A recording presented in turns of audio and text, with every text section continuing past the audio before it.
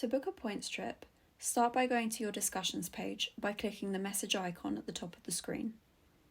Here, select which discussion you're looking to book. To book a points trip as a guest, make sure your host has agreed the trip first.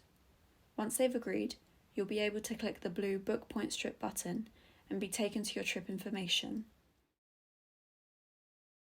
Make sure everything is correct and click Next.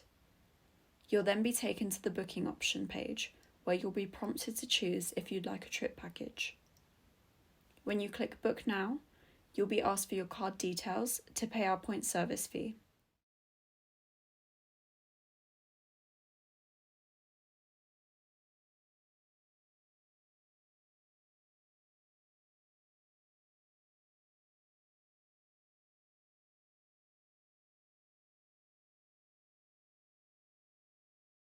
As soon as this is done, click Book and you're ready to go.